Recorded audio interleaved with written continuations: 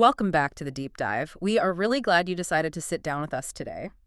Usually, you know how we do this. We are sifting through a giant stack of different articles and trying to connect all these disparate dots. Right. But today we are doing something a little different. We're slowing down. We've actually pushed the whole stack aside to focus on one singular, really profound source text. Yeah, it's a good one. It is. We are looking at an essay titled The Times of the Gentiles by Brother Woody Brome. And I just have to say, right off the bat, to you listening, this doesn't feel like a standard theological paper. No, not at all. Or some kind of news commentary either. It feels more like we've found an old dusty map up in the attic, a map that kind of explains why the house we're living in is built the exact way it is. I mean, that is a perfect image. Yeah. It is a map of history, absolutely. But the fascinating thing is it's also a map of the future. Right. You know, usually when we talk about history, we think about dates, battles, treaties. The stuff you memorize for a high school test and then immediately forget the next day. Exactly. But this essay argues that history isn't just a random sequence of chaotic events. It actually argues that history has a shape. It has an architecture. And I think most importantly for everyone listening right now, it argues that history has a landlord. A landlord. I really like that phrasing because when you look at the news today, or really if you just look at the last 2,000 years of human history, it feels incredibly chaotic. Oh, absolutely. It feels like the tenants have completely taken over the building and are just trashing the place. It really looks like no one is actually in charge. It does feel that way. I mean, we see the rise of one superpower, the sudden collapse of another, wars in the Middle East, massive economic shifting.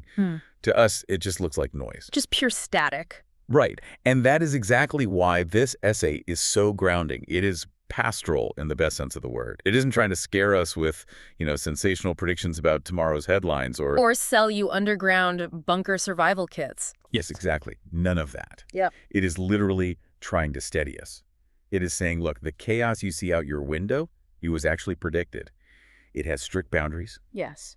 And it has a definitive expiration date. I think we all really need that steadying influence right now. So the core concept here, the title of the essay itself, is The Times of the Gentiles. Yes. That sounds very biblical, very old world. But for the person listening who might know their Bible, but maybe hasn't done a massive deep dive into prophecy, or maybe just feels overwhelmed by the theological terminology, let's define our terms right up front. Good idea. What exactly are we talking about when we say the times of the Gentiles? So the phrase itself comes straight from the lips of Jesus. This isn't some theologian's invention from the 19th century or a modern buzzword. Okay. In Luke chapter 21, verse 24, Jesus is looking at Jerusalem. He's looking at the city, the temple, the absolute center of the Jewish world. And he makes this stunning prediction. He says, Jerusalem will be trampled on by the Gentiles until the times of the Gentiles are fulfilled. Trampled. That's a violent word. It's not governed or administered or overseen. It's trampled. It is a violent word because it implies subjugation. It implies a total lack of sovereignty. The essay defines the times of the Gentiles as a specific, very long stretch of history where non-Jewish powers, Gentile nations, hold dominant sway over Jerusalem. So even if Jewish people are living there, they aren't the ones in charge. Exactly. They aren't the ultimate authority. Someone else is calling the shots. Someone else holds the keys to the city gates. Okay, so if Jesus said this in the first century, was he starting the clock right then, or does this time frame go back further? That is the key insight of this entire text. The essay points out that Jesus wasn't starting a clock in Luke 21. He was acknowledging a clock that was already ticking. Oh, wow. Okay. This time of the Gentiles actually stretches all the way back to 586 BC. The Babylonian exile. Exactly. That is the starting gun. We really have to understand the massive shift that happened there to grasp this. Before 586 BC, Israel had real independence. They had the Davidic kings actually sitting on a throne in Jerusalem. Right, they had their own royal line. And they had the Shekinah glory, the visible presence of God dwelling in the temple. They were a sovereign nation operating under God. Yeah. But when King Nebuchadnezzar and the Babylonian army breached those walls and burned the temple to the ground, that sovereignty ended. The times of the Gentiles began right in that ash heap.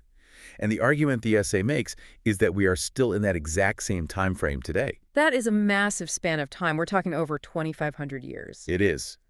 But understanding this span completely changes how you read the Bible Yeah. and, honestly, how you read the newspaper every morning, because it frames the entire story of Scripture from the book of Daniel all the way to Revelation. How so? It's the story of God purposefully allowing the nations to rule for a designated season, to discipline his people until the rightful king returns to take the throne. So let's walk through this history, because I think to really grasp the weight of this for you listening, we have to understand the world Jesus was stepping into. We do. You mentioned 586 BC. Let's paint the picture. What did that shift actually feel like for the average person standing in Jerusalem at that time? It was completely catastrophic. You have to remember, the Jewish worldview at that time was built on the fundamental idea that God literally lived in Jerusalem. The temple was his footstool on earth. Right, the center of the universe. So the idea that a pagan king, a Gentile who worshipped idols, could just march in, smash the place, loot the holy items, and drag God's chosen people away in chains, that wasn't just a political defeat, it was profound theological trauma. It makes you question everything you believe. Exactly. It raised the terrifying question for them. Has God failed? Is Marduk, the patron god of Babylon, actually stronger than Yahweh? Right. If your God is the all-powerful creator of the universe, why are you in chains in Babylon? Why is his house just a pile of smoking ash? Precisely. And that is where the book of Daniel becomes so crucial to this whole map. The essay spends a lot of time on Daniel because he is really the prototype for how to live faithfully during this time of the Gentiles. Because he's right in the middle of it. He is a devout believer, he is faithful, but he is living right in the heart of the beast. He is actually working in Nebuchadnezzar's administration. Yeah, he's a high-ranking civil servant in a pagan Gentile empire. He's not living in some isolated monastery out in the desert. He's walking the halls of the court. He is, and through Daniel, God reveals the secret behind what is really happening. Daniel realizes that Nebuchadnezzar isn't in charge because his army is stronger than God. He is in charge because God put him there. That's a huge paradigm shift. It changes everything. In Daniel chapter 2, verse 21, it says, he changes times and seasons. He deposes kings and raises up others. That was the theological anchor for Daniel, and honestly, it's the anchor for us reading this today. The times of the Gentiles isn't a cosmic accident. It is a divine appointment. So fast forward a bit from Daniel to Jesus. The Jews do eventually come back from exile. Right. They rebuild the walls under Nehemiah. They rebuild the temple under Ezra. So someone listening might ask, why didn't the times of the Gentiles just end right then? They were back in their own land, weren't they? They were back in the land geographically, but they never got their actual sovereignty back. Mm. That is a crucial distinction the author makes here. Okay. Yes, they were home, but they were a vassal state. First, they had to answer to the Persians. Then Alexander the Great came sweeping through, and suddenly they answered to the Greeks. And Greek culture started infiltrating everything. The Hellenization was intense. And then, of course, the Romans came marching in with their iron legions. So when Jesus is born, think about the political context. Who is it that orders the census that forces Mary and Joseph to travel to Bethlehem? Caesar Augustus. A Roman emperor sitting thousands of miles away. And when Jesus is crucified, who actually has the legal authority to sign the death warrant? Right. The Jewish religious leaders desperately wanted him dead, but they couldn't actually carry out the execution legally. Exactly. They had to go beg Pontius Pilate. A Roman governor. Right. The essay vividly points out that the very architecture of Jerusalem in Jesus' day screamed Gentile rule. There's this massive, imposing structure called the Fortress of Antonia. The Roman military barracks. Yes, and it was built right next to the temple complex. It literally towered over the temple courts. So while the Jewish priests were down below offering their sacred sacrifices, Roman guards were standing up on the parapets looking down, watching every single move they made. Just a constant visual reminder of who was really in charge. Yeah, it is exactly what Jesus meant by trampled. It was an active, humiliating occupation. That brings a whole new layer of depth to Jesus' words in Luke 21. When he says Jerusalem will be trampled, he isn't just making a prediction about some distant future. He is describing their current painful status quo. He's looking up in that Roman fortress and essentially saying, guys, this isn't over yet. He is validating their painful reality, yes. But then, and this is the terrifying part of his message, he warns them it is actually going to get much, much worse. Yeah. In Luke 19 and 21, Jesus openly weeps over the city because he sees that their rejection of him as the Messiah is going to lead to an absolute collapse. He predicts a brutal siege. He says that not one stone will be left on another. And historically, we know this happened, the year AD 70. The year the world effectively ended for Second Temple Judaism. The Roman general Titus surrounded the city. The history of that siege is just horrific. The starvation, the infighting. Starvation, violent civil war inside the walls while the Romans waited outside.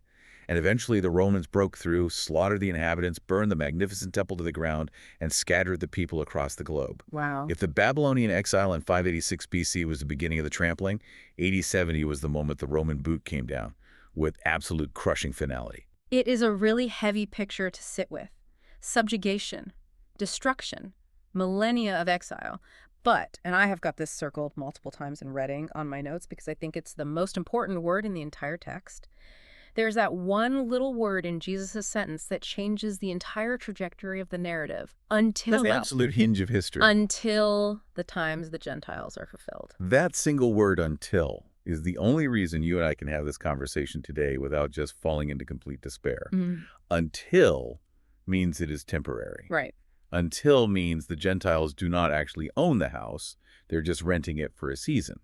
And their lease has a very specific termination clause. The essay connects this until concept directly to God's covenants. I want to dig into that for a minute. Why does there actually have to be an until?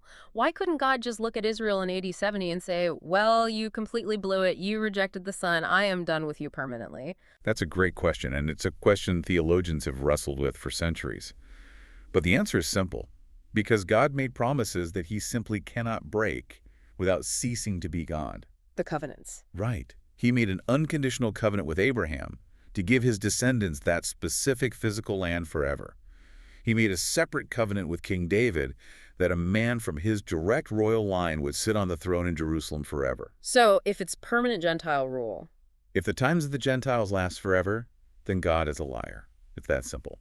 The Romans, or the modern United Nations, or whoever happens to be a superpower today, cannot have the final permanent say over Jerusalem because God has already spoken for it. So the until is the absolute ironclad guarantee that the true king is coming back to claim his city. Exactly. The trampling only stops when the Son of David physically returns to evict the squatters. Okay, so we have the definition down and we have the broad timeline. Now, I really want to get into the specific mechanics of this. The essay refers to Daniel's prophetic maps, and I will be completely honest with you. When I open the book of Daniel on my own, sometimes I get so lost. It's easy to do. You have giant statues, you have multi-headed beasts, you have goats flying across the earth. It can sometimes feel like you're reading a fever dream.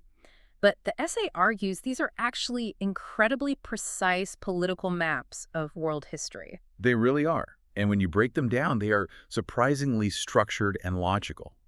The most famous one, and the one the author focuses on first, is the statue in Daniel chapter 2. Nebuchadnezzar's dream. Right.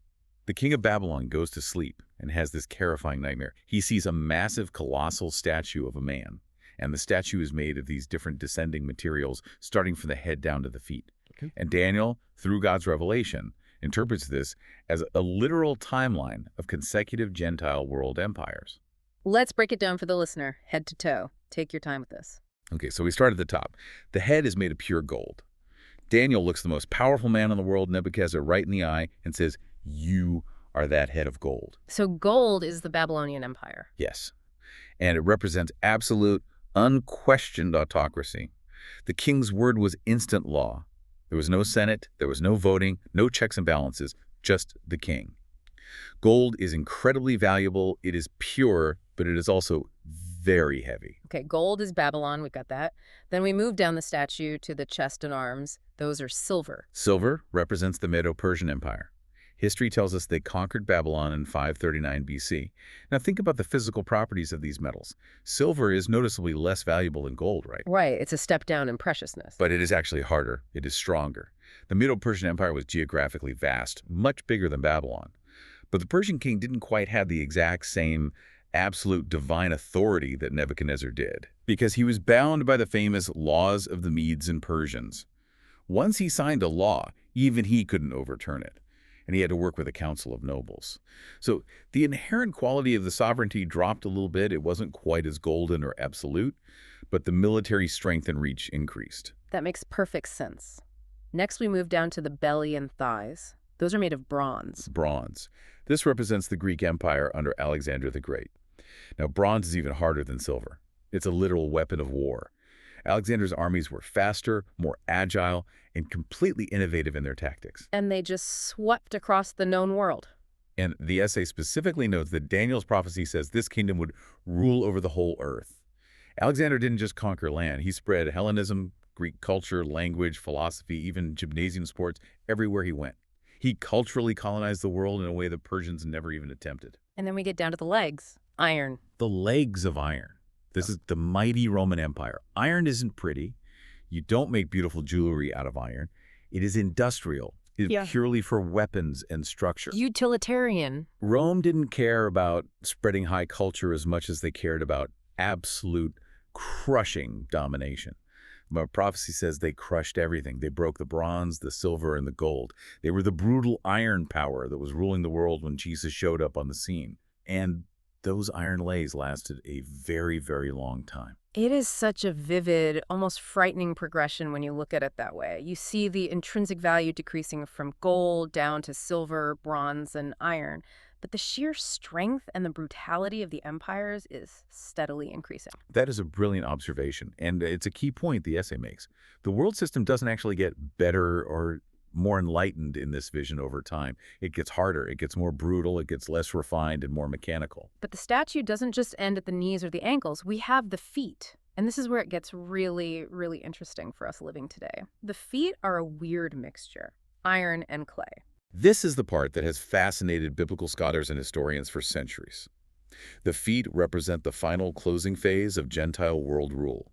It is a revived version of the Fourth Empire. So it still has Roman characteristics. Exactly. It has the iron of Rome, that latent military strength, that heritage of law and control.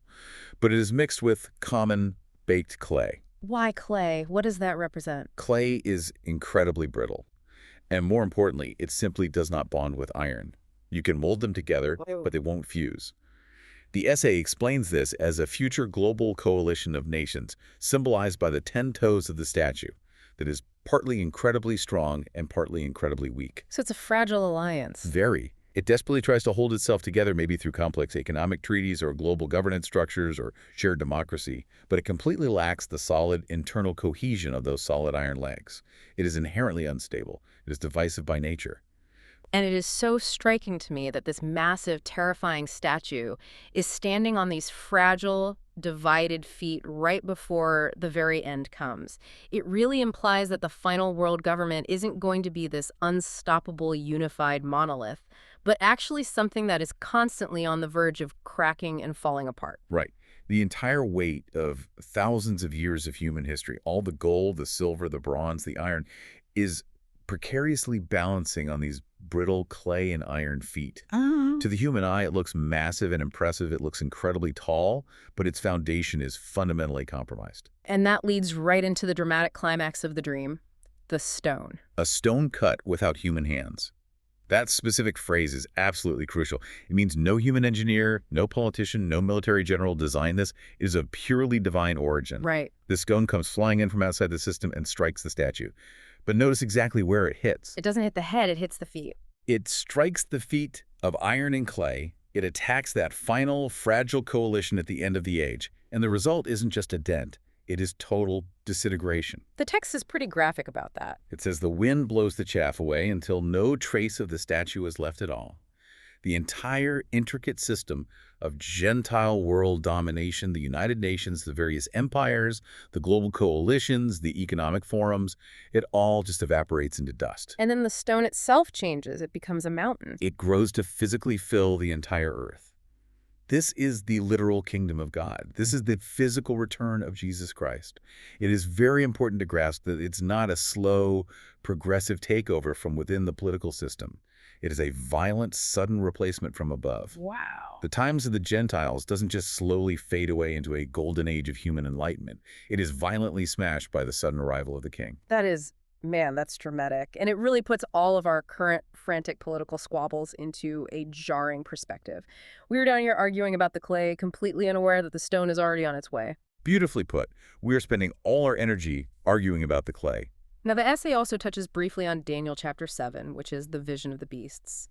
I want to ask, is this just the exact same timeline and story told in a different way? Or is there new information here? It is the exact same chronological timeline, but it's told from a radically different perspective. Yeah. And this is a really profound theological insight the essay brings out. I'm listening. Think about it. In Daniel 2, Nebuchadnezzar, who's a pagan man, a humanist basically, he sees the timeline of empires. And what does he see? He sees a shiny, breathtakingly impressive statue of a man. He sees glory. He sees human achievement. Exactly. From the human perspective, empire building, civilization, military conquest, it is all incredibly impressive. It's golden. But in Daniel 7, it's Daniel, God's chosen prophet, who is given a vision of those exact same empires. And what does he see? He doesn't see a statue. No. He sees wild, terrifying beasts coming up out of a dark sea. He sees vicious predators. A lion, a ravenous bear, a leopard with 4 wings, and then a 4th terrifying, nameless monster. Wow. So man looks at human government and sees it as this glorious golden pinnacle of achievement. But God looks at it and sees a bunch of wild animals violently fighting over a bloody carcass. Exactly. It completely strips away all the pomp and circumstance, all the parades and the presidential seals. Gentile rule, stripped down to its core, is predatory. It devours. That's a sobering thought. And that 4th beast, the Roman one, is specifically described as having massive iron teeth. Notice how it perfectly matches the iron legs of the statue. Oh yeah, the iron connection. It devours and tramples the whole earth. But just like the statue vision, the beasts face a sudden judgment. The Ancient of Days takes his seat in the courtroom of heaven, the books are finally opened, and the dominion is permanently taken away from the beasts and handed over to the Son of Man. So it really is the exact same ending. The times of the Gentiles are terminated by direct divine intervention. Consistency is the absolute hallmark of biblical truth. Whether it is a stone smashing a statue or a heavenly judge condemning a beast, the final outcome is always the same. The true king gets his kingdom. All right, so we have looked at the statue. We have looked at the beasts. Now we have to do the math. Here we go. The essay dives deep into Daniel chapter 9, the prophecy of the 77s. And I feel like this is exactly where a lot of people just mentally check out, because suddenly it involves multiplication and weird calendars. It can feel like a math class. But the author of the essay claims this is actually the most precise, staggering prophecy in the entire Bible. Can you try to walk us through this math without completely losing us? I can certainly try. And to everyone listening, stick with me here, because this is genuinely mind-blowing when you finally see it clearly. Okay, set the scene for us. So Daniel is an old man now. He is praying, he is reading the scrolls of the prophet Jeremiah, and he suddenly realizes the predicted 70 years of the Babylonian captivity are almost up. Right, he's doing the math on Jeremiah's prophecy. So he goes to God, and he is basically asking, is it over? Is the glorious kingdom coming right now? Are we going home for good? And the angel Gabriel actually shows up to answer him. Gabriel arrives and basically says, Daniel, you are thinking way too small. Yes, this specific captivity is ending soon, but God has a much, much longer calendar for your people and your city. Oh. He tells Daniel that a period of 77s is decreed for his people and the holy city. 77s, let's clarify that. In Hebrew, a 7 is just a unit of time, kind of like how a dozen is a unit of eggs in English, right? It usually means a period of 7 years. Correct. The Hebrew word is shabua, so we are talking about 70 sequential periods of 7 years. If you do the multiplication, that is 490 years total. Okay, 490 years. God is saying to Daniel, I have a 490-year stopwatch running. And when it hits 0, it will finish transgression, bring in everlasting righteousness, and anoint the most holy. Basically, it's the timeline to fix the broken world. Okay, so we have a 490-year stopwatch. The obvious question is, when does the stopwatch actually start ticking? The essay identifies the starting gun based on Gabriel's words. He says it starts with the issuing of the decree to restore and rebuild Jerusalem. Historically, archaeologists and historians can pin this down to a specific edict by the Persian king Artaxerxes in the year 445 BC. Okay, so 445 BC. Click the stopwatch. Click. The clock is running. Now, the prophecy breaks this massive 490-year block into smaller chunks. It says there will be 7 sevens and then 62 sevens leading up to the Messiah. So 7 plus 62, that is a total of 69 sevens. Right. And if you do the math on that, 69 times 7 equals exactly 483 years. So we're looking at 483 years from the starting point in 445 BC. Yes. Now, we have to make one small adjustment for the ancient prophetic calendar. The Bible, like many ancient cultures, often uses a 360-day lunar year rather than our modern 365-day solar year. Okay, that makes sense. If you run those precise numbers, 483 years of 360 days each, starting from the exact decree of Artaxerxes, you arrive at a very, very specific moment in human history. You arrive at the exact day Jesus of Nazareth rode a donkey down the Mount of Olives and into Jerusalem. The day we celebrate as Palm Sunday, the triumphal entry. Wait, just to be clear, you are saying this ancient Babylonian-era prophecy predicted the exact, literal day Jesus would present himself to the nation as their king? To the very day. Mm-hmm. Sir Robert Anderson did the exhaustive calendrical math on this in the 19th century, and it is staggering. Yeah. That is exactly why Jesus wept over Jerusalem in Luke 19 and said, "If you, even you, had only known on this day what would bring you peace." Oh, this day. You literally expected the religious leaders to know the math. They had the scroll of Daniel. You expected them to be watching the calendar and waiting at the gate. That is just chilling. They completely missed their divine appointment. They did. And because they formally rejected their king at the end of that 69th week, the prophetic clock stopped. It stopped. This is the most crucial part to understand our world today. The prophecy explicitly says that after the 69th week, the Anointed One will be cut off, which refers to the crucifixion, and the city and the sanctuary will be destroyed, which is the AD 70 Roman destruction we talked about. But wait a second. The total decree was for 77s? We have only accounted for 69. Where is the final missing 7 years? That missing 7 years is the gap. The essay calls it the great parenthesis of history. We are living inside that paused button right now. God literally paused the countdown. He stopped the prophetic countdown for Israel's final redemption to do something entirely different, to build the global church, to gather the Gentile nations into the fold. The divine stopwatch has been paused at year 483 for the last 2 millennia. So the broad times of the Gentiles is still continuing, but the specific, focused countdown for Israel's restoration is currently on hold. Exactly right. But the essay vehemently warns us. The clock will start ticking again. There's still one final consecutive week of 7 years left to run on the 490-year timer. And this final 7 years, this is what most people call the tribulation period. Yes. The 70th week of Daniel. The essay explains that this final horrific 7-year period officially begins when a future global leader, that little horn from Daniel's beast vision, the Antichrist, steps up and confirms a peace covenant with the many, involving Israel. He essentially restarts the Jewish religious system. But right in the middle of that 7 years, at the 3.5-year mark, he violently breaks the covenant. He stops the daily sacrifices, and he sets up something called the abomination of desolation. The abomination of desolation. Jesus actually mentioned that phrase specifically in Matthew 24, didn't he? When you see the abomination of desolation standing in the holy place. He absolutely did. Jesus linked his own end times teaching directly back to Daniel's timeline. He was telling his Jewish disciples, listen, this 70th week is a real, literal period, and it is still coming in the future. So just to summarize this incredible map for you listening, we had 483 exact years leading right up to Jesus riding into Jerusalem. He was rejected. The clock was paused. We are currently living in that gap, and we are waiting for that final 7-year clock to start ticking down, which culminates in the physical return of the king. That is the exact architectural structure of biblical history. And honestly, it completely explains why the world right now feels like it is stuck in this agonizing holding pattern.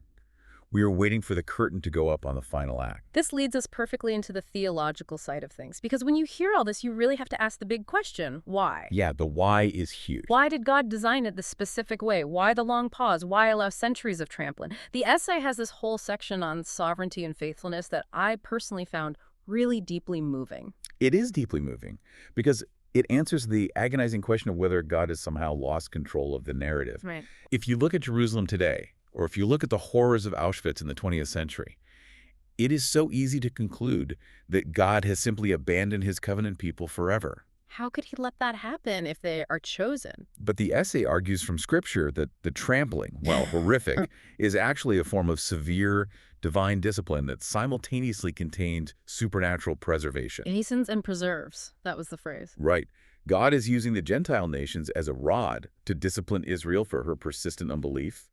but he's also using his absolute sovereignty to make sure those nations don't ever completely wipe her off the map. Wow. Think about the historical reality. The massive Babylonian Empire, it's gone. Dust. The Persian Empire, gone. The Greeks, gone. The invincible Romans, gone. But the Jewish people, They're still here. they're still here. And against all human odds, they're actually back in the land. I mean, that is a verifiable miracle in itself. No other ancient people group in human history has survived 2,000 years of global exile, completely without a homeland, and then returned to reestablish their nation and their ancient language. It doesn't happen. It is statistically and sociologically impossible. It is the greatest modern proof of God's covenant-keeping nature. The essay points out the nations only rule because God actively sets their limits. He puts a sturdy leash on those beasts from Daniel 7. They can trample the yard, but they are forbidden to destroy the foundation. This brings up what I think is the massive elephant in the room for Christian theology today. How does the Christian church actually fit into all of this? That's the million-dollar question. If this incredibly detailed timeline is specifically for Daniel's people, the ethnic Jews, where do you and I stand? Are we just accidental bystanders in this story? And I know this is a very popular view in some seminaries, have we spiritually replaced them? The essay tackles this controversy head-on. It fiercely advocates for what theologians call a grammatical historical reading of the Bible. Okay, unpack that for us. That is really just a fancy academic way of saying we take the text at its plain face value. When God says the word Israel, he means the physical descendants of Abraham, Isaac, and Jacob. When he says Jerusalem, he means that specific physical city with a zip code in the Middle East. He doesn't mean the church in a spiritualized, poetic way. So absolutely no replacement theology here. Zero. The church does not replace Israel in God's plan. The essay heavily relies on Paul's imagery from Romans chapter 11, which really is the definitive New Testament text on this whole issue. Paul uses this brilliant agricultural image of an olive tree. I really love this image. Can you break the analogy down for the listener? Sure. The olive tree itself represents the place of divine blessing and covenant promise. The deep roots of the tree are the patriarchs, Abraham, Isaac, Jacob, and the promises God made to them. The natural original branches growing out of that tree are the ethnic people of Israel. Okay, making sense so far. Paul then says that because of their unbelief, specifically their national rejection of Jesus as the Messiah, God actually broke off some of those natural branches. So they lost their immediate access to the blessing. Temporarily, yes. And then he says that we, the non-Jewish Gentiles, we're like wild olive shoots. We were out in the woods, wild, uncultivated, completely separate from God's promises.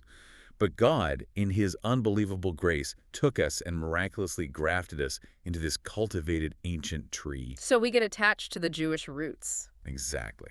So right now, today, we get to drink the rich, life-giving sap of the root.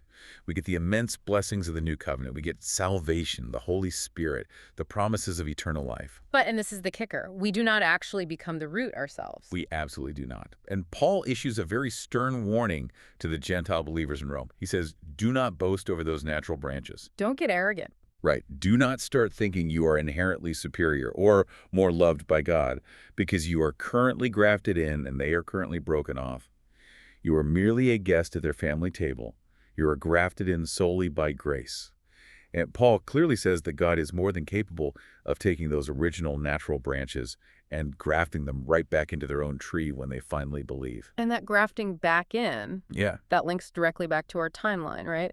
Paul talks about a specific mystery in that passage. Yes. Romans 11.25. It's a key verse in the essay. Paul writes, a partial hardening has happened to Israel until the fullness of the Gentiles has come in.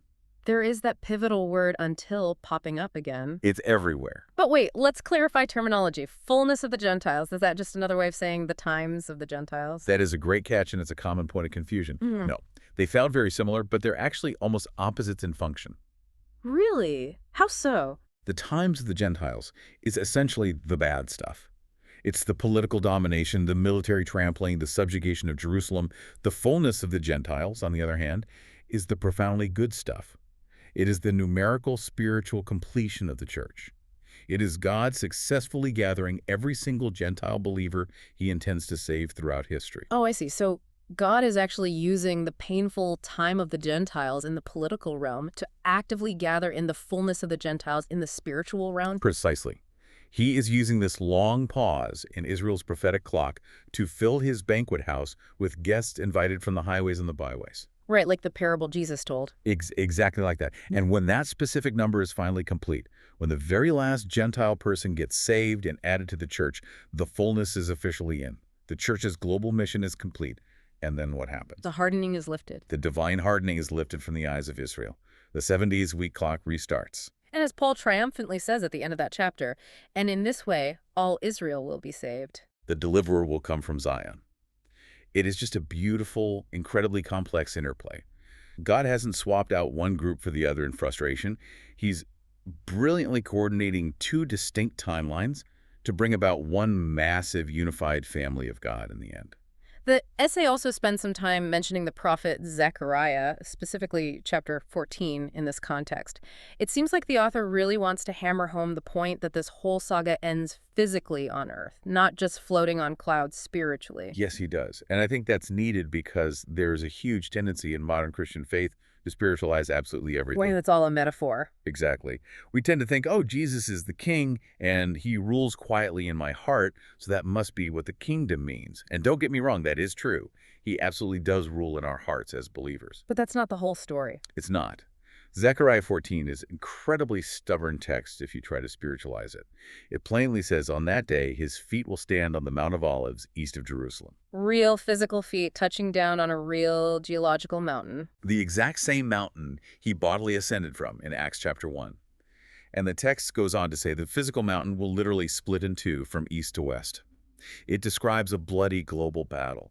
It describes fresh, literal water flowing out from Jerusalem.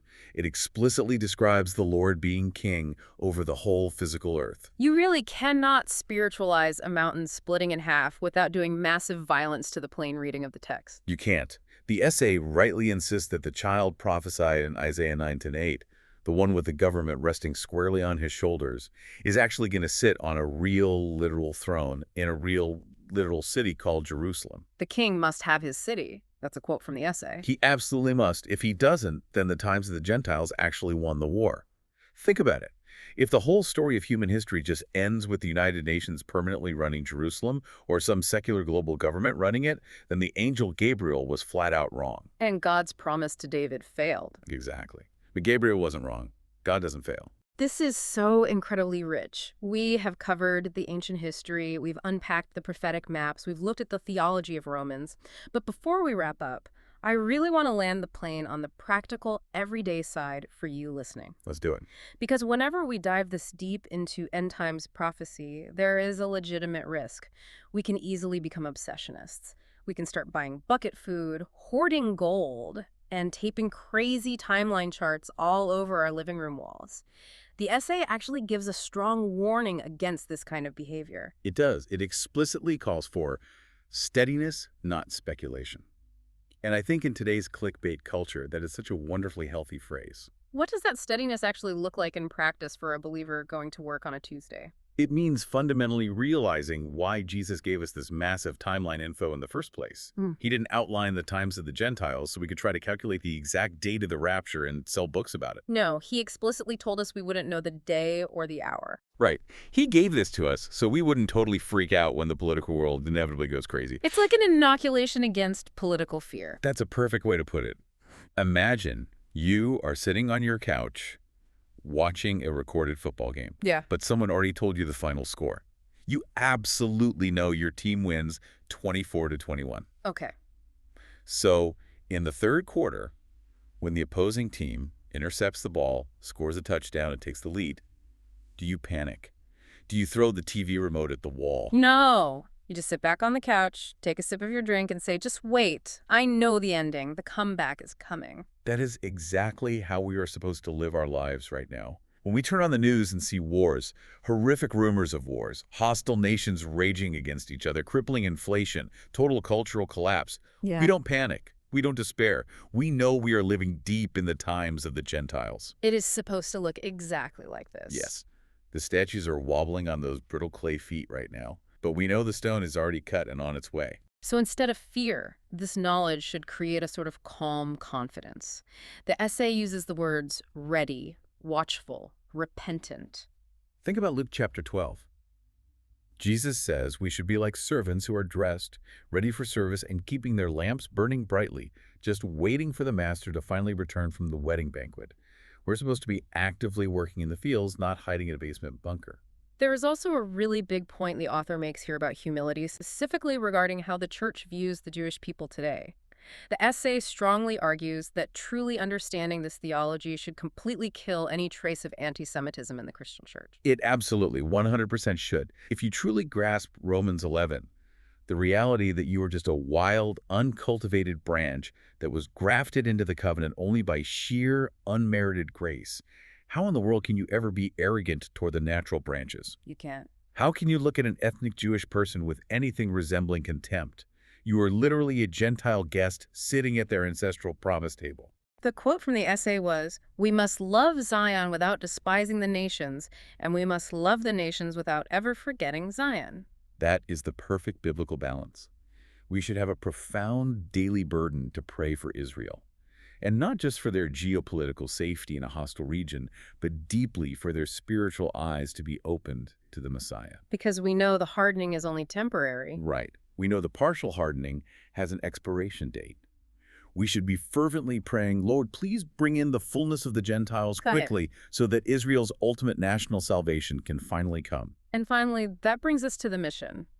If we are currently living in this prophetic gap, and our assigned job is to help bring in that fullness, that gives every single Christian a pretty clear, urgent job description. It certainly does. It means that evangelism and missions aren't just nice, optional ideas for the super spiritual. Evangelism is literally the engine of history. Think about that. Every single person you share the gospel with at your office, every tough neighbor you decide to love, every child you disciple in Sunday school, you are potentially bringing in that very last Gentile believer that finally triggers the end of this age. Wow. It makes your average, mundane daily life feel a whole lot more consequential. We aren't just sitting around killing time waiting for the cosmic bus to arrive.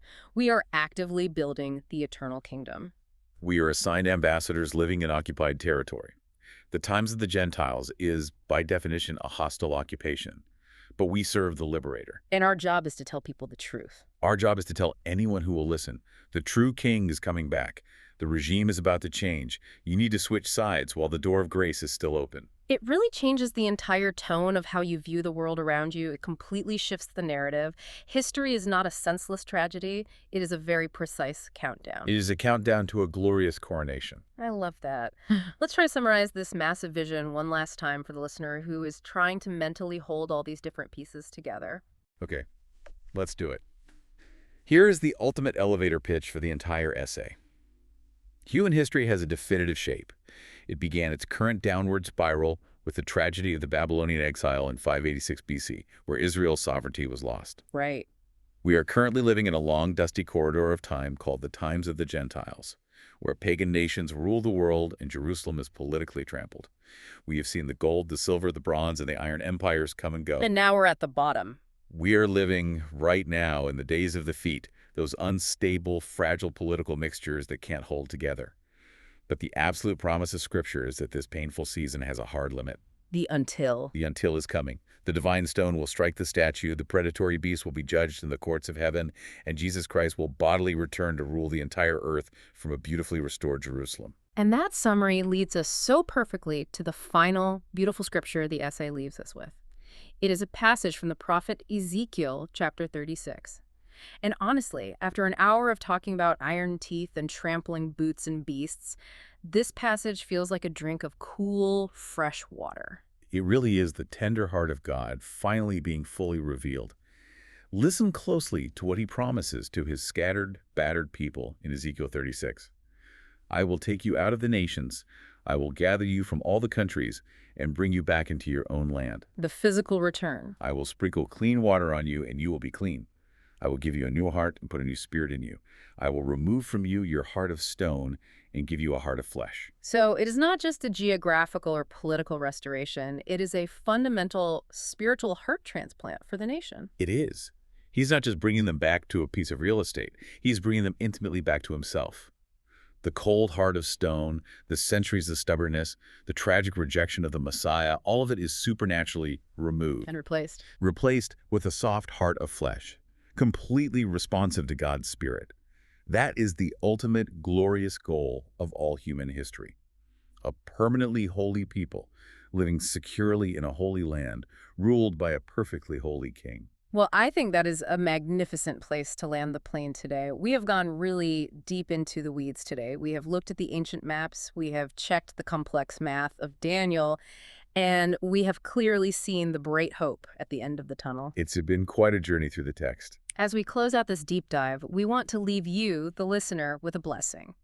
We know the world outside your window is incredibly loud and frightening right now. The closing days of the times of the Gentiles are undeniably noisy. They are very noisy. So, to you listening today, wherever you are, may you stand tall this week with your head lifted high, untroubled by the news cycle. May you truly know deep in your soul that the terrifying chaos of the nations is really just the dust being kicked up before the king's final arrival. Yeah. May you rest in the fact that the exact same God who faithfully keeps his ancient covenant with Israel is the very same God who securely holds your life in his hands today. Yes. May he continually give you a soft heart of flesh, a spirit of power rather than fear, and the daily courage to stay watchful and prayerful in your own life. Remember, your redemption is drawing near. Beautifully said. Thank you so much for diving into the text with us today. Keep your eyes firmly fixed on Scripture and keep your lamps burning bright. We will see you next time.